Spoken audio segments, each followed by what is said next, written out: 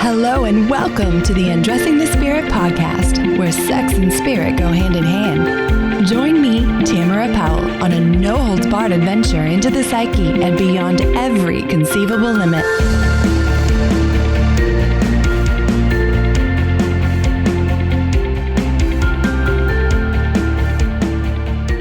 Welcome back to Undressing the Spirit. I'm your host, Tamara Powell.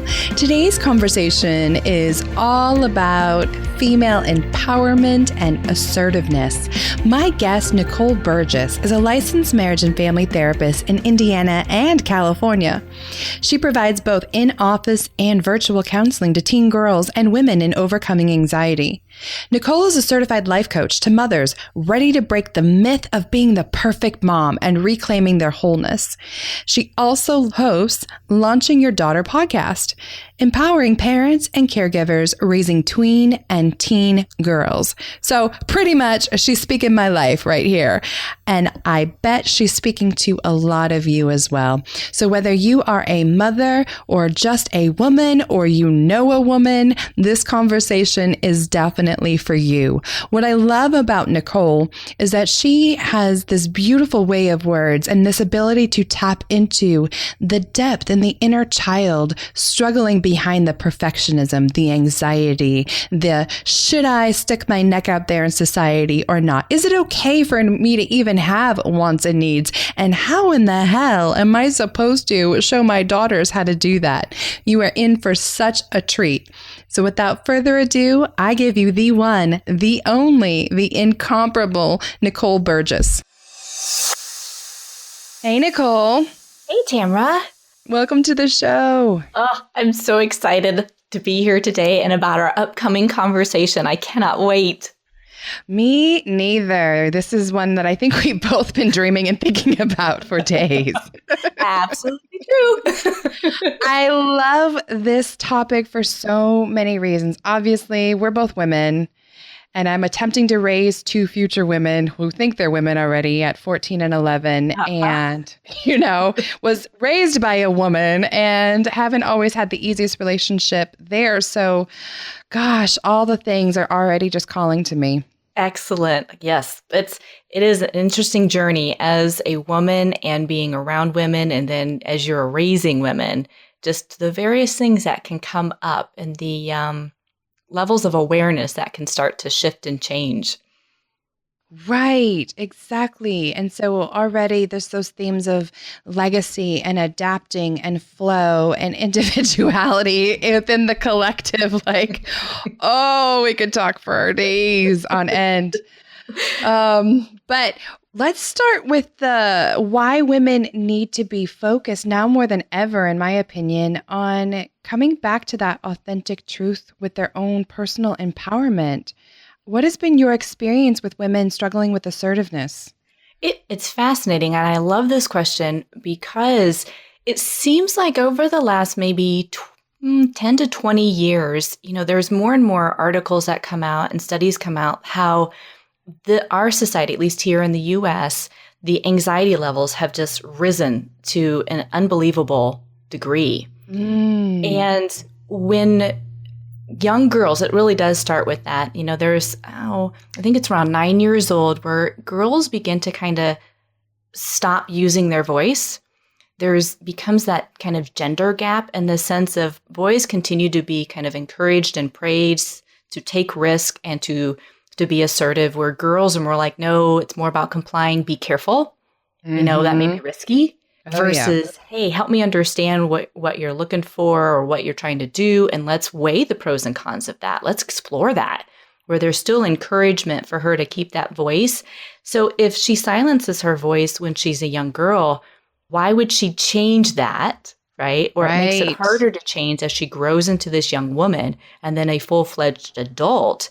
She's so used to not having that voice or silencing it, that loss of assertiveness is there because it's like, I don't know who I am anymore.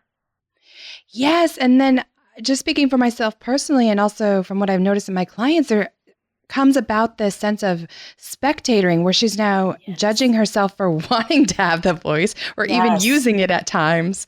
And so now she's got this dualistic battle going on. Yes. And I think, part of that too seems like different stages in our ages, right? Whether you're in your 20s, your 30s, your 40s, your 50s, your 60s, whatever that stage is, we continuously change and develop, right? Yep. So when that inner struggle starts to, I call it wake back up. So maybe you just finished college, or maybe you're now in your 30s and your kids are at a certain age. When you start to wake up like, wait a minute, I do have a voice and my needs aren't getting met and this isn't working for me anymore. It is that dualistic kind of struggle of, do I say it? Do I not? Are they going to put me down? Or are they going to say I'm less than a mom or I'm less than a woman if I actually speak up? And it's so important that we do speak up for ourselves, whether you're a mom or not, giving yourself that permission to say that my values are important, my beliefs are important, and that I do have the right to speak up for what I want or need. It's letting go of that expectation that other person is going to do what it is you request of them, because they are separate than you. But they're not going to know what you want or need unless you share that with them. Girl, just drop the mic already. So good. It makes me think about the anxiety piece that you just mentioned and how there has to be a strong correlation with the intense pressure that we're seeing women put themselves under these days. Mm-hmm.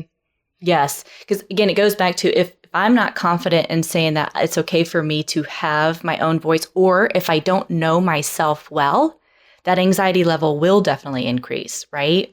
Mm-hmm. So when we have a better understanding of who we are, what our core beliefs are, what our core values are, you're more able to share that then with those that you're in relationship with and role model that, especially to your daughters, to say it's okay to have different ideas. It's okay to not agree with somebody and still have dialogue versus shut that down. But when we believe that, my beliefs or my thoughts or my actions, they don't really matter and I'm just not enough. When it comes back to that I'm not enoughness, right? That anxiety level in my mind and what I've seen over the years working with women, it's like it keeps coming back to that core piece of it. The anxiety level goes up. It's like, well, Nicole, who am I to say this? I'm like, you're you. And you're important and you're unique. And that's the beauty of our world, was all this uniqueness that is there and that we can do this together versus separately. You know, what's funny is that instantly my mind goes to, I don't often worry about not being enough. I worry about being too much. And I worry about raising daughters who are too much. And I don't know how you can be too much. Right? I know. Yeah. Like schematically, that doesn't make a whole lot of sense. But interesting that women often put themselves on one side or the other, or both, depending upon the moment or mood, right? Yeah. And to me, I think if you are worried about being too much, some of that is checking in. And, I know our field, we talk a lot about the kind of the shadow piece of it, right? Looking at where is that fear coming from? And sometimes it's that, for me, there's a lot of times it'll come up like that, the fear of success. It's like, oh my gosh, because then maybe that really does translate more into what you just said, is like being too much. And it's like, you can't be. It's you. And I'm thinking about all of the campaigns to be able to reclaim, like Beyonce did this, to reclaim bossy, to reclaim what it looks like when a woman does start asserting her voice and even gets shit on from other women, or there's competition. And women are so afraid of being competitive because, like you mentioned earlier, those gender roles really start to diverge before middle school even. Yes. And you hit that point where that women can be, mean to other women. And I see that often in my practice with both the teen girls and the adult women clients that I work with, that I challenge them. I'm like, well, there's no nice women out there. I'm like, whoa, I've got a huge, I've got a really good supportive girlfriend support system. And I said, and it's not about, we don't put each other down. We really support one another. So I think, again, I don't know whether it's more through the advertising or like we kind of pit against one another. And it's like, what is that? What would happen if we actually unified together and we supported our differences and we supported whether you wanted children or you didn't want children, that you wanted to stay at home or you wanted to go back into the workforce? What would happen instead of comparing and saying, well, I've got to be as good as them, or they're not doing it the way I would do it. Say, that's awesome. There's multiple ways of doing things and thinking of things, and that we can truly support one another in that wholeness. Yes. What if we celebrated our diversity and the ability to even want different things? I personally don't want to be a Pinterest mom. It's not in my blood. I pay Pinterest moms to do what I can't do.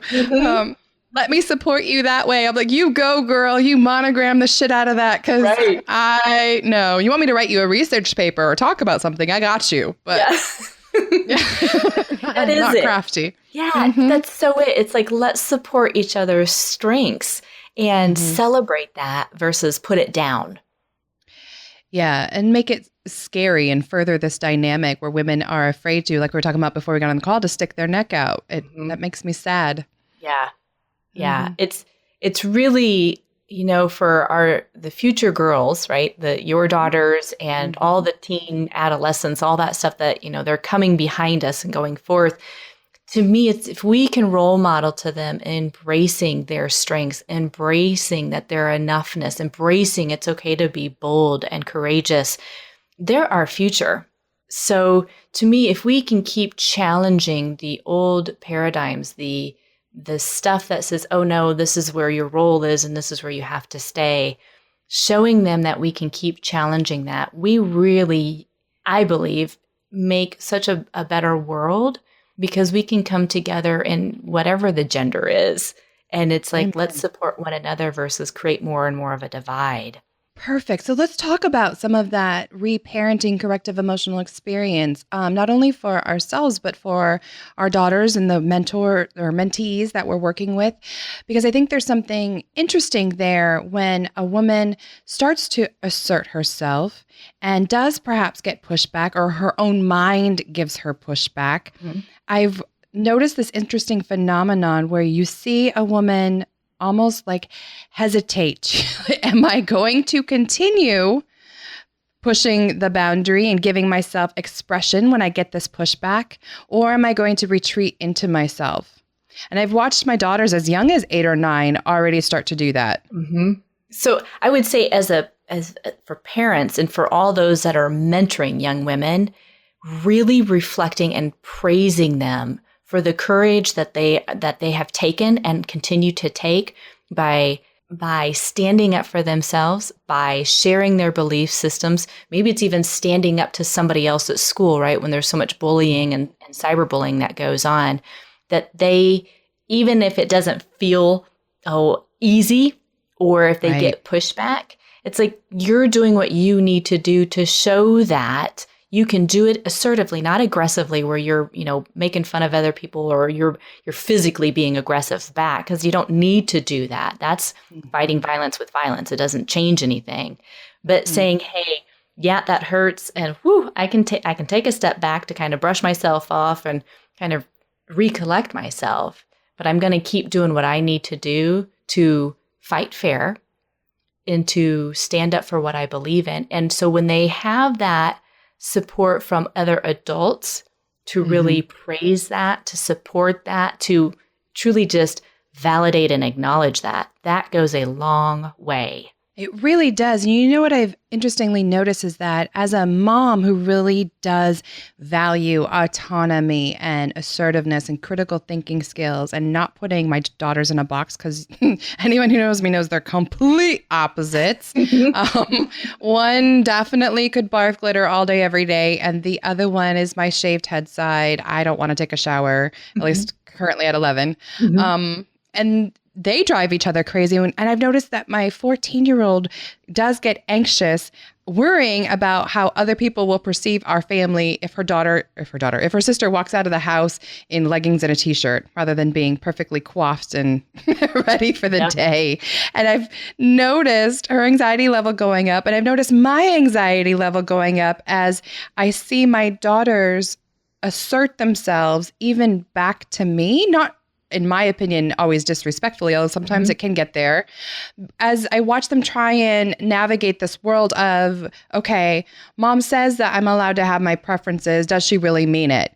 And those who were brought up in the generation before me, certainly my parents, but also people who are still in circles that do not prize autonomy and assertiveness, we get this pushback of, how dare you let your daughters talk to you like that? Yes. And then here comes my 9-year-old daughter voice going, or 9-year-old child voice going, see, Tams, maybe you shouldn't be so assertive. See what happens when you allow yourself to even parent the way that you want to. Mm-hmm. I love how you're giving your daughters that support to be themselves.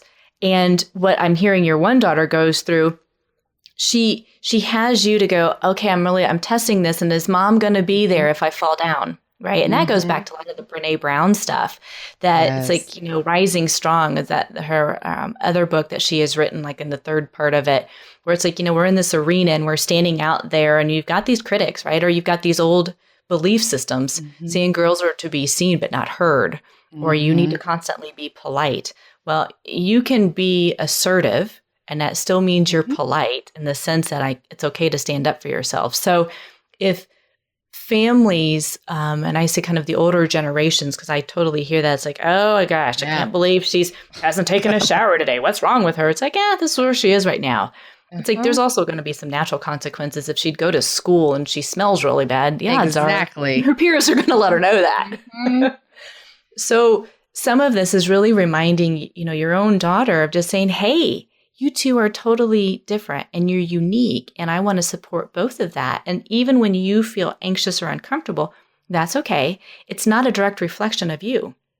Yep. You are speaking my mind, girl. Yeah. That is the number one thing we end up talking about in this household and even at my clinic is gifting people with their own path. Yeah. Can we not just celebrate everybody's desire to do whatever they want to do? Yep.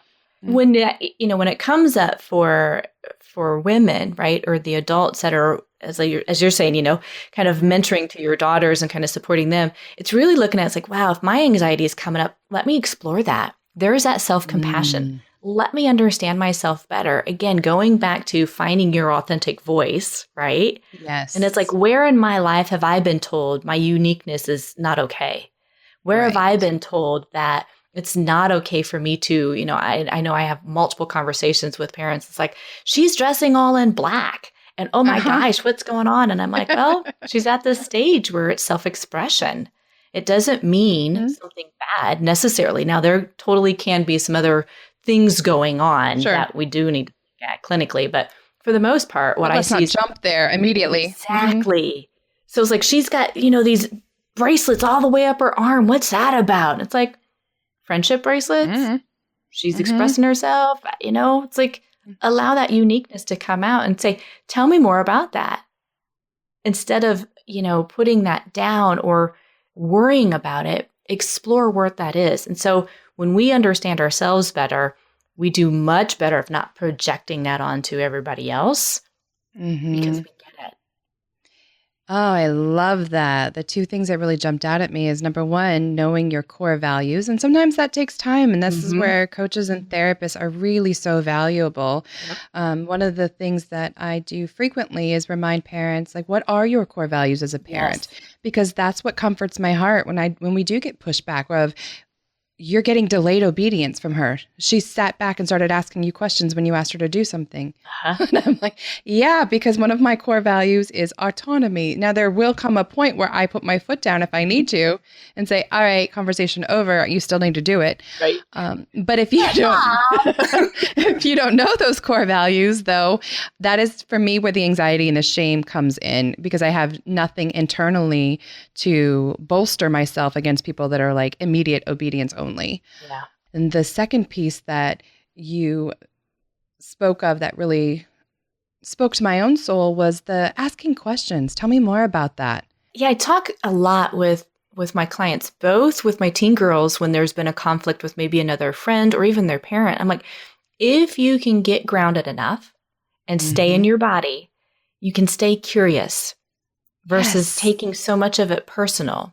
It's like that's their, whoever is speaking to you, if they've got something they're really agitated about or they're frustrated about, it's being able to reflect that back to them. And that does take practice, absolutely, of just saying, I'm okay. I'm still practicing. I'll be practicing till I'm 80. Right. Because every relationship can be different, right? Mm-hmm. But when you can get to that core place of like, they're sharing this frustration with me. Help me understand where that's coming from. I get to know you better because I'll take that relationship. I hope we can take that relationship to a deeper level because it's coming from a place of curiosity versus a place of right or wrong. I'm right, you're wrong. Your power struggle type of thing too. It's like, help me understand never you. works. Mm-hmm. And I've been doing that even with my adult female relationships. Whenever someone does come at you in that judgy attitude, that's the most brilliant intervention every time is like, why? Explain it to me. Why are you feeling this way? What were your thoughts on this? Yeah. Even, other clinicians that may not like the way that we do business. It's like, oh, but why? Where is that coming? What's the fear here? Yeah. What are you so upset about? It works. Lovers, business relationships, parent-child. Yes. Seriously, one of the best gifts we can give people. It absolutely is. And as you were saying earlier, right? It's like we're both like, yeah, and it does take practice. And it doesn't mean that, it's like I'm perfect at it. Oh, heck no. There's times where I'm like, got that really well. And other days I'm like, blew that off the water. Let me go back to that. Yeah. Because that quick somatic reaction has to be repatterned, and that's not an easy thing. Simple is not easy. Yes. It is the most simple answer, and you've got 2 therapists right now saying it works every single time if you can be mindful enough to do it. Yes. Now, it does not mean, I want to give them a disclaimer, it does not mean that the other person is ever going to come around or agree with you or not be an asshole, but... Correct. To me, I tell my clients, I always go back to, because my left brain likes to really pop out because I have, accounting background as well. And it says, but you're gathering data. So as you're stepping more and more into your own, and you're able to role model that and truly stand your ground, if that other person continuously does the same behavior, which is really harmful or hurtful to you, you have a much better awareness and you're able to make a more in-line choice for where you want this to go or what you even want in your life. And again, going back to your values, if it doesn't fit anymore, you may end that relationship. And you'll feel better ending that relationship. I love that you were hinting around that piece. If you have done the internal work, by the time that it comes there, it may still suck. You may still grieve that loss. Yep. But you're going to be a lot more okay with it because you'll know why it has to be that way. Yes, absolutely. Oh, I love it. Talk to me about the healing yourself so that the generations after you, the people after you, get that beautiful rippling outward effect. So we were hinting around it just a few seconds ago regarding that mindfulness piece. Mm-hmm. So part of being able to heal the old wounds or where you have come from, it's being able to sit in and be with the uncomfortable, be with yourself. So I encourage, women to, whether it's journaling or it's drawing or it's writing music, writing poems, give yourself some space or permission to be with yourself and allow whatever those thoughts are, whatever those different parts of you that may come up and say, wow, this really was hard, or I'm really afraid of. When we give ourselves the permission to sit in the discomfort, it does pass. And we become more and more not only compassionate with ourselves, we gain more confidence because it's like sitting in the discomfort. It's not going to, and I always go to the extreme, it's like it's not going to kill you. It literally makes you stronger, right? In the moment, you're like, oh, this is really hard. You may feel like you're dying. Right. Yes. Right.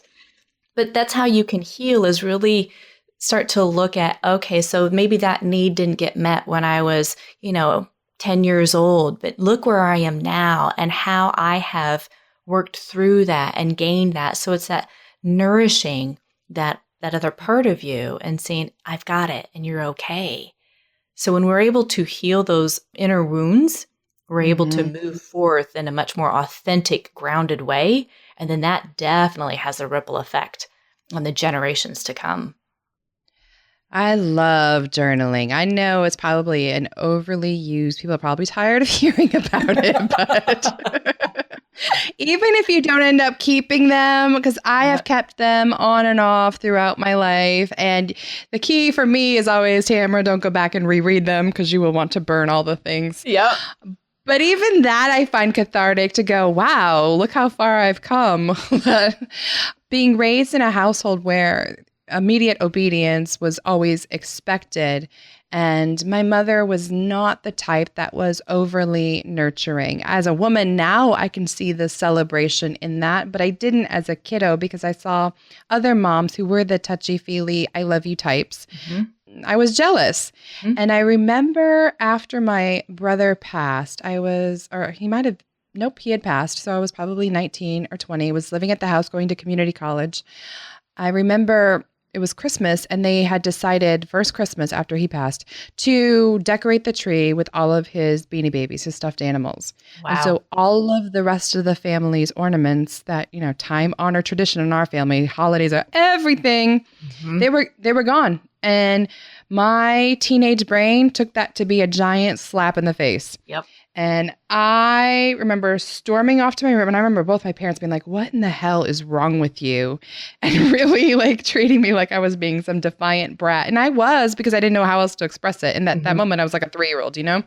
And I remember going to my room and getting out my journal, and we weren't allowed to cuss because it was a conservative Christian household. And I just remember writing every expletive I could ever think of in this journal over and over in caps, circled, underlined, exclamation points. Yep. And this moment is forever burned in my brain because that was my outlet then. Yes. That was my space of, well, I can't say it out loud, but I'm going to say it somewhere, anywhere. And that was the first day I think I really took a hard look and thought, I have feelings that have to be expressed, even if they're not being expressed verbally. And that is so beautiful because I totally second everything you said about journaling, and everybody says it. I'm like, yeah, I do it. I recently was asked by some clients, they were saying, Nicole, do you seriously journal? I'm like, absolutely. Totally do, man. I don't give you guys suggestions if I don't do it myself. It's like, this is the work. But when you don't have a place to be able to share those emotions, whether it's a family or with friends or whoever, journaling really is the place where you can put that down. And I also tell clients it's a way of, if those thoughts constantly are just swirling in your mind, when you put that down on paper, the brain goes back and goes, oh, thank you.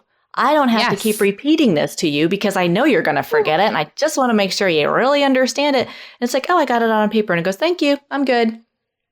Yeah, if you don't process it, it will come out somewhere. And for me, it was in nightmares. I've always had a vivid imagination in nightmares from like age 2. I still remember most of them too. There's an added awfulness. And not only will they be wild and crazy and sometimes scary, you will remember almost every single one of them. And I remember after my brother's death, again, having these repetitive nightmares because clearly I wasn't processing some shit.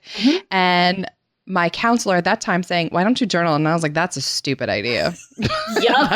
Seriously, I'm coming to you in grief and in pain, and you're saying to just write this stuff down. But magical, I'm not even lying, people. Just writing it down, the dream stopped. Yeah. It's seriously like the psyche's like, thank you. Finally, you're admitting this. Because again, for me, nice girls, that whole nice girl mentality, nice girls don't have these tough feelings. Nice girls don't express this side. Yep. That's exactly it. And the fact is, we're all human. I don't care if you're a girl or you're a boy. You've got emotions. You have thoughts. You matter. And to be able to share that, whether it's just with your journal, and you yourself and I get to see that, or you're sharing that with somebody who can support you in that and allow you to feel the depths of all different types of emotions, that's what you need. So you create that yourself if you need to. Amen. And I wonder how often you see this, Nicole, where for me and for a lot of my clients, the cognitive dissonance that comes in between trying to still hold value and respect and not blame your mother figure or your parents or culture, what the hell ever, while still validating your own experience. It's tough. It's really, really tough. There's a time where I'll try and shift it for clients.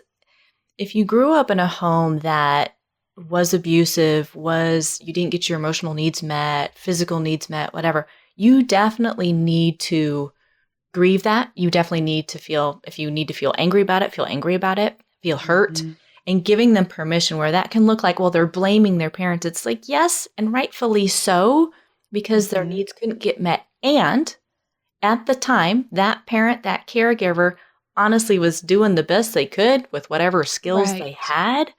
Right. That's where, as you've grown through that, it's being able to forgive. And I know this is a tough one for many, many people. It's like, yeah, but they did. It's like, yep. And you're no longer in that. You have survived that. Look at what you have done and how you've gotten yourself out of that, where instead of staying stuck in the past of the blame game, it's embracing where you are now. It's like, I learned what I didn't want in my life. I learned what I didn't want in relationships. Wasn't pleasant. Did you deserve it? Absolutely not. And at the same time, it's not the but, it's at the same time and at the same time, right? You have overcome that. Yeah, it's a both and. And I will never forget the moment I was sitting with a therapist many years later while going through grad school to deal with grad school stress. Yep.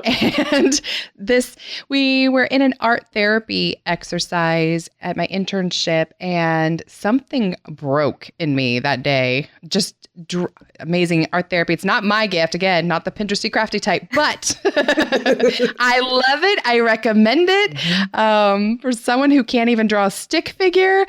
This exercise, we're with these other interns, just whoa. And I remember scheduling a crisis session with my counselor because I couldn't stop crying. And I was like, what? I am broken. Something happened. You need to fix me.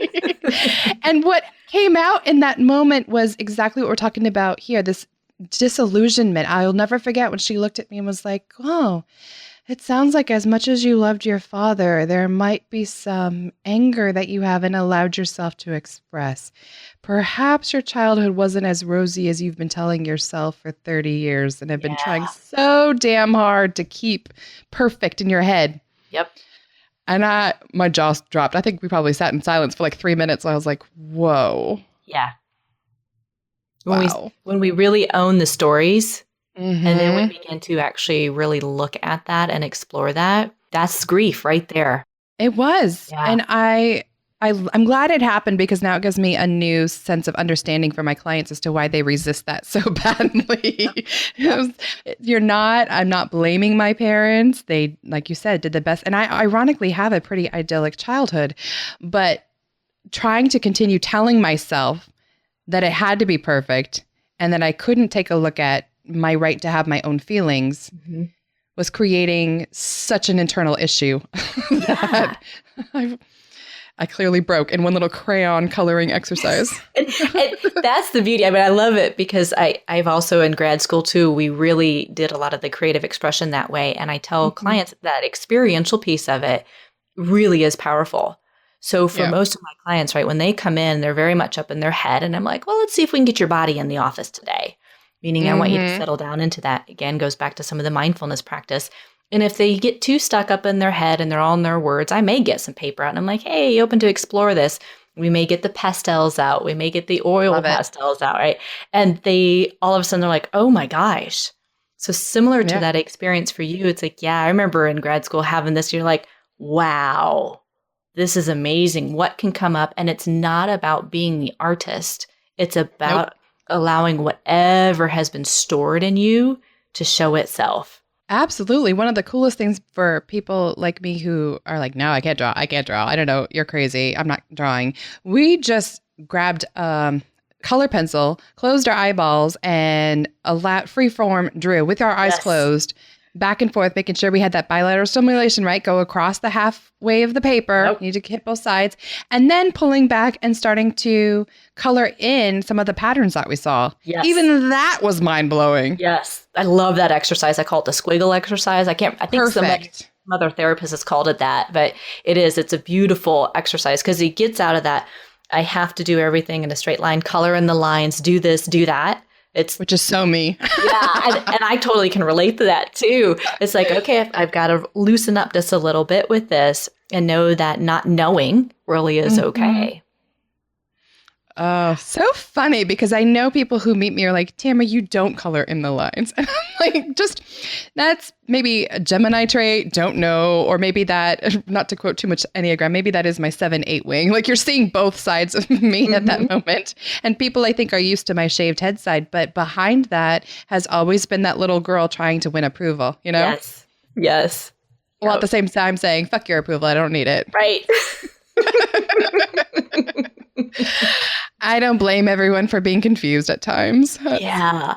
But that goes back to like our own messiness, right? It's embracing all of it. It's embracing the messiness of life. It's giving ourselves permission to truly be imperfect versus for women, I think the majority of folks really struggle with, I need to be the perfect mom. I'm not allowed to mess up. I'm not allowed to even state that I need some time away from my kids because then I'll make me a bad mom. And it's like, oh my gosh, no. First and foremost, you're human. Yes. You need that downtime. You need that self-care piece so that you can be there for your daughters or even be there just for yourself. It's okay. Amen. My daughters would tell you that I have no problems going, Mommy needs a timeout. Yep. I will see you in a little while. Okay. And I think it's one of the biggest gifts to give a child to be transparent and say, that hurt my feelings. I need to pull back so I don't say something back in pain. It's been an interesting journey to watch and hard, guys. I'm not lying. This is hard. I won't placate you. To have real moments with my daughters where I do let them know that something they have said hurts my feelings. And then I see like the worry or the fear, understandable, of like, oh, Mom's going to be mad at me about this. And so trying to hold space for them and saying, no, you have every right to feel the way that you do, but so do I. Yes. That is such a gift you can give your daughters, because what we've just been talking about, right? Where if you weren't allowed to really share your emotions with your family or being different wasn't okay, you're showing them that you are differentiating, meaning you're all separate individuals. You're in a we relationship because it's the family. And at the same time, all your own emotions and your thoughts, they do matter. And it's okay to have disagreements through respected dialogue. And you're showing them that as they continue to grow, that they're going to have disagreements, not just with their peers, but with employers, things like that. And their voice matters. Right. And it's okay to do that. And you can go back and repair if there's been like, wow, totally hurt your feelings, blah, blah. You're showing us like that doesn't end the relationship just because there was a conflict. Conflict doesn't equal, I got to end the relationship, or conflict equals bad. No, conflict means a need or a want was not met. So going back and being able to say conflict is okay. And that's how we grow, is through that. Right. Because then I see how you're seeing something, you see how I'm seeing something, and now we get to decide together in this relationship how we want to try and blend those moving forward. Yes. I love that. Oh, my goodness. So there are plenty of times that I blow it, and I am also not above going back and saying, I'm sorry, I really blew that. And I think that's powerful for a parent to be able to apologize and ask a child's forgiveness. Yes. Moving that power play. Well, and what that really role models to me, and I don't care what age your kiddo is, what age your daughter is, right? You are really showing her that don't put me up on that pedestal, because more often than not, it's pretty typical for the developmental age, right? When they're young and then they get into adolescence, they really kind of knock their parents off the pedestal because all of a sudden they didn't get what they wanted, or there was an argument, right? But to role model that to them, that you, first and foremost, you're human, that you are imperfect, and that's okay, that they really get, it's like, okay, it's okay to mess up. With our girls today, there is such a mindset of they are not allowed to mess up. And that's where that perfectionism comes in. That's where that people pleasing comes in. And those are skills that don't do us well as adults. No, the anxiety, the codependency, the toxic relationships that I then see out of it, even the bad sex lives were my specialty, all stem from that trying to be perfect and please others. And yeah. And that goes back to what we started with, right? Is the anxiety level goes up and then you lose your authentic voice because it's been you've snuffed it out over the years. Like, I'm not allowed to mess up. I'm not allowed to make mistakes. It's like, yeah, but we learn from those mistakes if we give ourselves permission to do that. Yeah, you're speaking to my shadow side, Nicole. I'm getting teary going, yes, Tams, we need to go hug ourselves for wanting things at times and for being a hot mess. Oh, and just to be very candid, because that's the style of podcast that I do, I still, to this day, I think it's even worse after grad school, knowing what we know as therapists and coaches. Girl, when you look at your life, look at your choices. What did you just do? Oh, yeah. I definitely second that. You're like, wow, you know a lot more. And yet this is what you do. I know. I'm working on it. I'm learning. And that's, again, there's that self-compassion, right? Yes. To take myself not so seriously. Yeah. Yeah. That's growth. That's the beauty of it. For me, it's a lifelong development. It's a lifelong growing. And that's what I love about the work that, we do, but also I just love about life. It's like, oh, this is so cool. I can continue to learn. I don't have to be stuck in this one thing forever. I really can change that. Yes. So for all you coaches and counselors listening, give yourself some grace too. Yes. Even extra grace. Put the PhD aside for a hot second and feel your feels. I had one of those days last week where I just got caught up in the feels. It was, I mean, part hormones, part stress, part I'm going to be the perfect therapist and mom and not give into it. So it's like I attempt to schedule this feel time or something. And I hadn't scheduled it in for way too long. And it just, the dam broke. And I just remember my boyfriend being like, just trying bless his sweet soul, trying so hard to comfort me through it. And I was like, listen, I'm going to stop you right there. I know you're attempting to therapize me. I was like, the thing is that part of my brain's already attempting to do that. And I'm having to shut her up because like 1 or 2 days a year, that's not asking for too much. Right. I need to feel it. Yes. Yeah. Yeah. Sit with the shadow. Let that id side have a tantrum. Yep. Because otherwise, I'm going to just be reenacting that, teenager again that wasn't allowed to voice it and only had her journal. Thank God I had a journal, but It's beautiful. It's so beautiful. It's like I give myself permission to feel the depth of this. It's okay. It may feel very uncomfortable, and that's okay too. It's time limited. It really, really is. It was. It moved through within an hour or two. Yeah. Which a lot of people are like, that's a long time. But, maybe your psyche's not as dramatic as mine. Mine had to have a very long, almost seance-like experience. Yep. Yeah. But what a beautiful thing to give yourself that gift. To really feel that, because you've hit it, then it doesn't get replayed every single day over and over and over, like, oh, I'm not allowed to share it. And it will come out and I tell clients, and like, when you stuff all your emotions down, your body will say, hey, all right, I got it. No problem. Oh, yeah. And it'll do that for a while. And then finally it says, you know what? I'm kind of maxed out stuffing all your feelings. So I'm going to give you headaches. I'm going to give you body aches. I'm going to give you upset stomachs. I may just make you sick. Because we need to honestly shut down for a little bit. So yes. And I am so that mom now that when my daughters come to me, they're like, I'm constipated. I'm like, well, are you angry? What are you holding on to? No, Mom. Oh, yeah. My daughter has a #TherapistKid campaign on Instagram. I can't even be mad at that. But even that's been interesting to have her tell me, I don't want to talk. And I'm like, okay, can you just hug me and then you can walk away? That's fine. Yeah, and there it is. What a beautiful moment, right? Of allowing yourself or allowing your daughter to feel where she's at. And if she wants to talk to you right then and there, great. If she doesn't, she gets to give herself that space to kind of work through some of that. And it's not trying not the goal anyway. Yeah. And it's trying not as the parent or the caregiver in their lives, not to freak out about them not wanting to share in that moment. That's the hardest part for me, especially again with that therapist in the back of my head going, oh no, she's not processing with me, and is she going to process with herself? She's not processing with herself. What is she? She's going to be on someone's therapy couch someday telling them all these awful things. Oh, and then I'm like, all right, pipe the fuck down. It's all good. It's all good. I survived. She'll survive. Exactly. Oh, Nicole, so good. If every woman were listening right now, any parting words for them, what would you want to tell them about self-empowerment and assertiveness? Give yourself permission to have quiet time.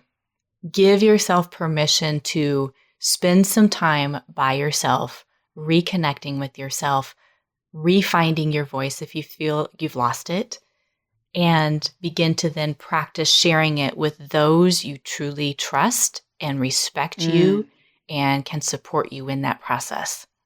I love it. I'm going to have to go look at my schedule and make sure I've got some more white space in there. So I'm not saving it for twice a year. Yeah. So beautiful. I just adore you. Thank you so much for this conversation. Well, thank you for having me on. I've loved it. This has been a pure pleasure to be able to just talk about the ins and outs of this and the depths of, for women, what we do for ourselves, but also how we can role model that to the next generation. Yes.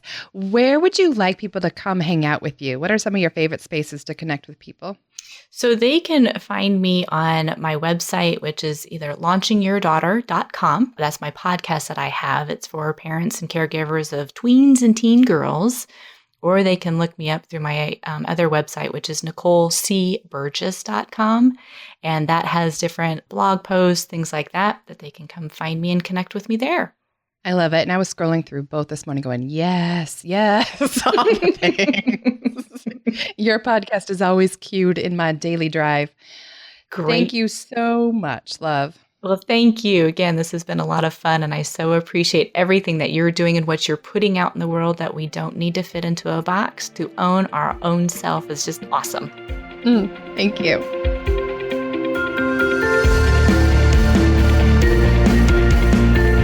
Thanks for listening to the Undressing the Spirit podcast. I pray you found some inspiration and titillation today.